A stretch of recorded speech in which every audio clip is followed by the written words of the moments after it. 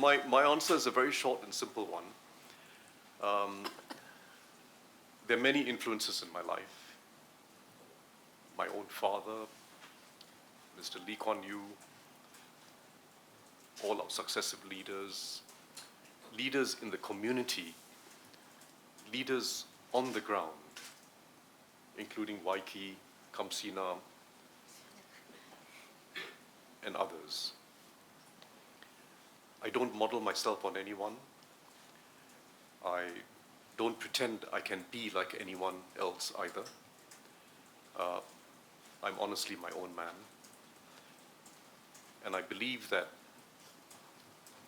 what I bring at the end of the day is not the track record of policy making that I'm well known for, but that moral compass, integrity, and independence of mind that has underpinned everything I've tried to do so far and remains entirely relevant to this next role that I hope to play as a president. So let me leave it at that. Well, I want to say that it's just as I think about the future for Singapore, I think we'll be best off with a president who understands the complexities of government and can work with the government in a helpful manner. So this is not just a matter of looking at proposals from government and either turning it down or approving it, but rather talking about the future of Singapore as a whole, where we stand in the international community.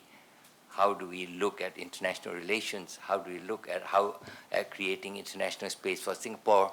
And then when you look domestically, somebody who understands the domestic situation to be able to provide for the needs, the interests, the hopes and aspirations of Singaporeans at every level. I just felt that Mr. Tharman has the background to best meet what I envisage to be the kind of president which will be best for Singapore's future. So this is nothing about speaking against Mr. Ong Kok Song, whom I've worked for a very long time in GIC. But we just look at candidates in terms of the strengths and the knowledge and the experience that they bring, and just like every voter will have to do, we make our choice according to what we consider best for our futures. Over the last, I think, more than half an hour, the independence of mind was being emphasized. But the fact of the matter is the two other presidential hopefuls have been saying they are totally independent of the party. So I wonder what is Mr. Tharman's response to that, especially in the light of all the string of scandals, saga that is happening and questioning integrity as well as trust. And the other simple question that I have is really, have you collected the form and submitted them? Thanks. Well, on the second question, I haven't collected the forms. I think it's more important for me to be here talking about my vision and my purpose in standing for president, and to be together with my team to talk about this. The forms will be filled out. On independence, I mean, frankly, I don't blame any other candidate for saying that independence from a political party should be an issue. I think they're doing it to distinguish themselves. It's understandable, but I would take care. I would take care on this issue. There is a difference between independence from any past affiliation with a political party and independence of mind, character, and convictions. There is a big difference. Consider Mr. Ong Teng Cheong, minister for many years, deputy prime minister, and indeed, far more than me in the party, chairman of the PAP for 12 years, stepped down and stood shortly after in the presidential elections. No one regards him as having been less independent because of his past association and leadership within the People's Action Party. It comes down to character. It comes down to being independent-minded. And I would say, just like Mr. Ong Teng Chong, I am advantaged by having been in politics. As I've explained, I'm greatly advantaged from having spent 22 years on the ground, developing real initiatives, understanding people's aspirations, sharing their joys and sorrows, making life better on the ground, unifying people. I'm just hugely advantaged by that political experience. I'm advantaged by the political experience of having worked on policies and understood the complexities of running government in Singapore. And I'm advantaged of having been in politics and playing an international role for Singapore. It's my advantage. And it was Mr. Ong Teng Chong's advantage as well. He was not a newbie. He was a known quantity. And in fact, he was very well liked on the ground. I'm, at the end of the day, a known quantity and a known quality. What you see is what you get. What you see is what you get. You're not going to get any surprises from me. I would add, when I said take care, I would add as a more serious point, take care that we're not weakening the system for the long term.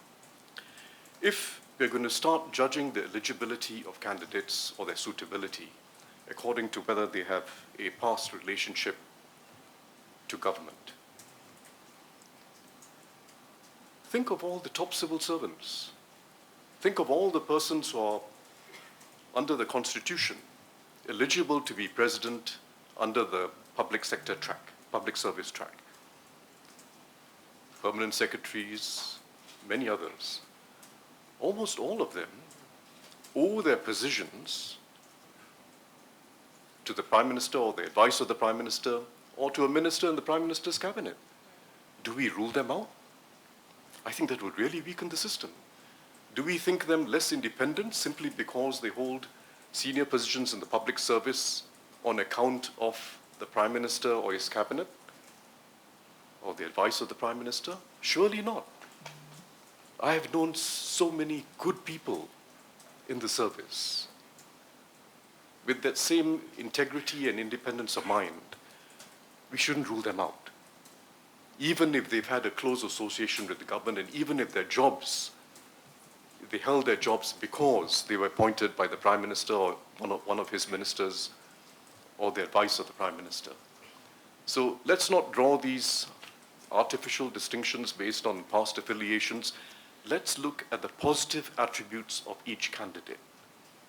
And they all bring positive attributes.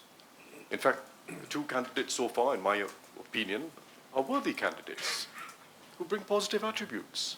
That's what we should judge them on. Track record not based on affiliations, but what they have done, what they've achieved, how much of a resonance they've had on the ground, how they've been able to connect with people, and what roles they can play both domestically and internationally. That has to be the way we think about the elected presidency. Take care not to weaken the system for the long term. I haven't started an electoral campaign of going around handing out leaflets or putting up posters or anything like that. There'll be the time for that, and everyone will be doing that after nomination day. I want to make no secrets of why I'm standing for presidency and my whole purpose. And I want, in the context of the debate that's already started, to shape that discussion. I want to shape that discussion in the way I believe is right for Singapore, and I have my foot forward on the matter. Hi, Mr. Tharman. You have previously mentioned that you prefer to have a contest, but right now you're the only one who automatically qualifies. What are your thoughts on a scenario where the others don't qualify and it's a walkover? On the flip side, if the other two do qualify, And I think some people are saying out there that, Mr. Ng Kok Song is kind of the middle ground candidate with some ties to the establishment but no party ties. What are your thoughts on that? Well, of course, I remain of the view that a contest will be healthy. I've always wanted it. And I hope that we will have at least one candidate qualifying, if not more, but it's not for me to say.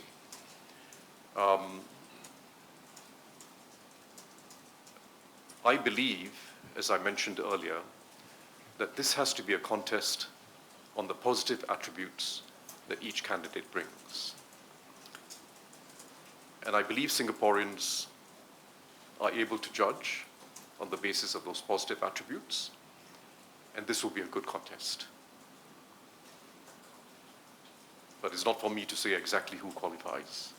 You mentioned that you want to evolve Singapore's cultures and norm.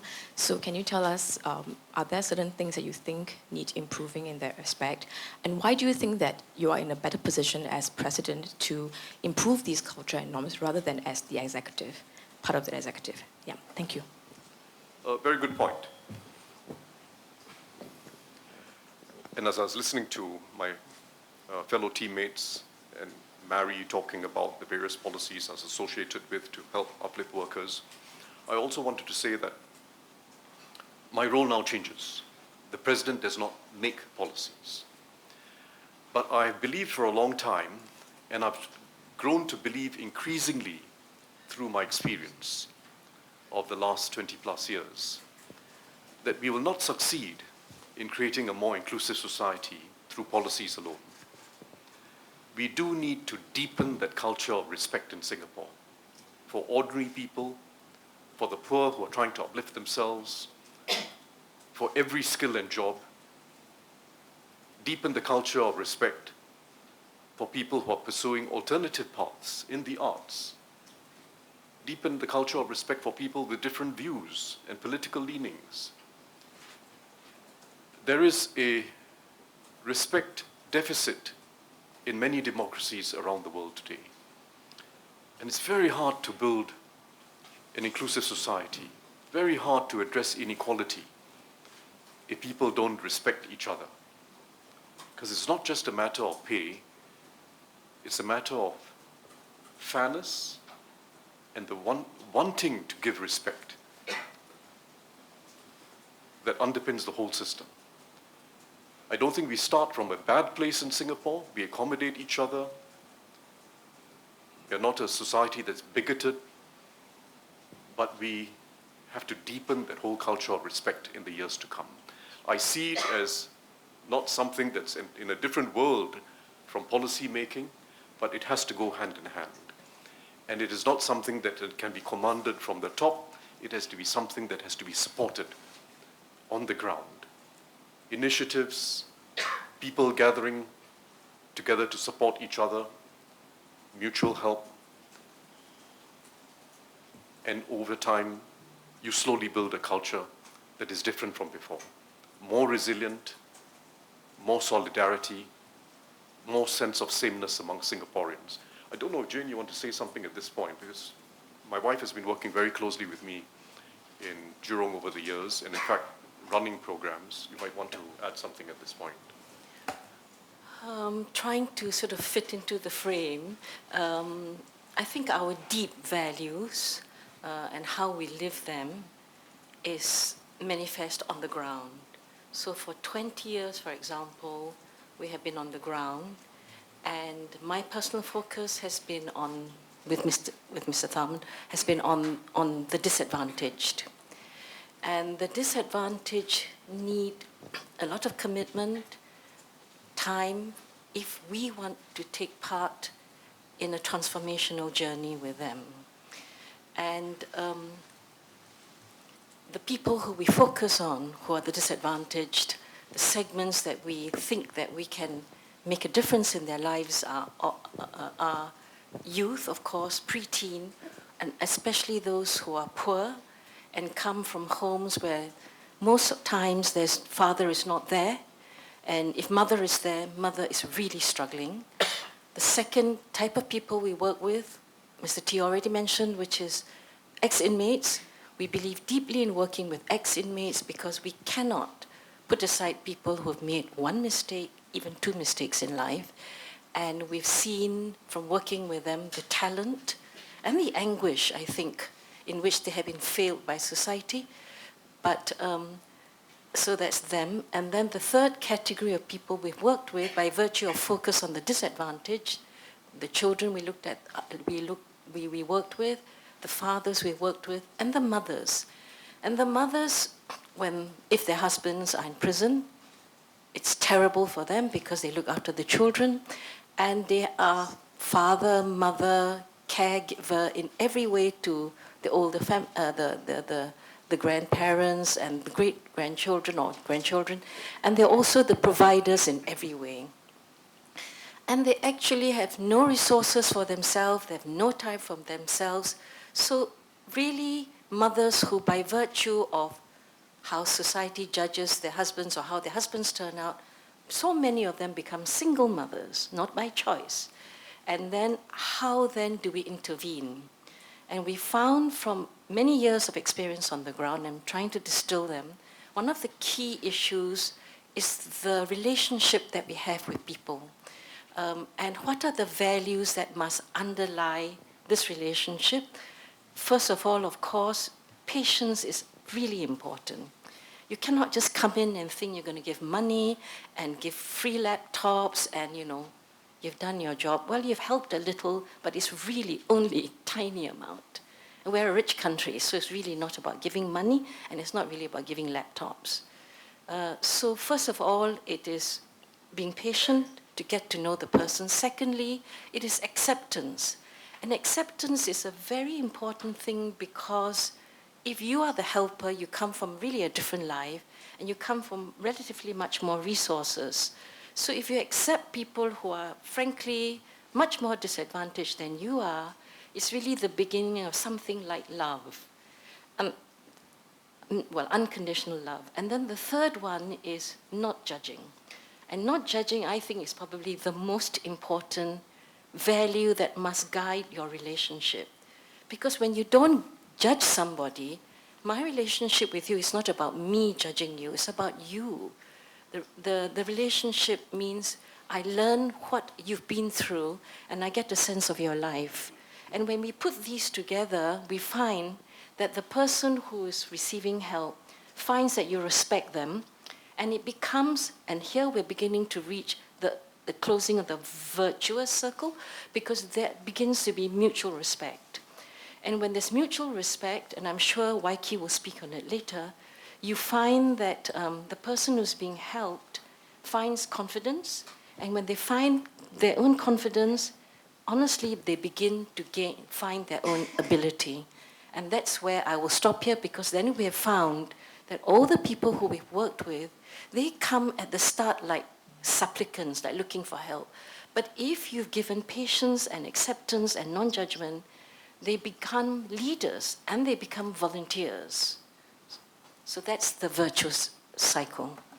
Following on your earlier point on respect for all and saling menghormati in Malay, why do you think that is an important virtue, or rather, why do you think it's an important virtue, more important than ever, for you to lead Singapore forward? And to Mr. Alami Musa, you are fondly remembered as a MUIS president and also a community leader. How do you think that can lend credibility to Mr. Tharman's candidacy? Thank you. So let me start briefly. I have believed this for some time. We are an unusual society, both by our composition and the fact that our diversity hasn't led to disaster. But we have to go further. And going further is not just about the hardwiring of the system, our HTB policies, our schooling policies, and so on. Going further has to be more intrinsic in us as Singaporeans, individually and collectively. And we do need to develop a deeper culture of respect for everyone, particularly those with less, but also for our different cultures and religions and traditions. I've spoken about this before. I do not believe in a melting pot or simply bringing everything together. I think our cultures will just lose their emotional appeal for each of us. But I do believe that with greater respect for each other's cultures, through greater participation in each other's cultures, we can strengthen Singapore's multiculturalism. It's the third space that I've often spoken about. Not just our own cultures, not just the common space that is neutral, where we all make compromises and make sure that it's a secular space, but we need a third space, where we participate in each other's cultures, take them seriously, absorb something in our own identity as we do so. And I'm speaking here just about culture, but I would speak equally about the need to have respect for the underdog, respect for those with less, because people know when they get respect and they know when they don't. And that makes a big difference in whether we truly build an inclusive society and sustain it. Alani, you want to say something? And perhaps Hassan can say something after this as well. Yeah. You see, the advantage of Mr. Tharman compared to the other two candidates is that Mr. Tharman has walked the ground for more than 20 years. You know, and in that length of time, he has interacted, engaged, met many members of the Malay community. And he has also visited our institutions in his ward. And I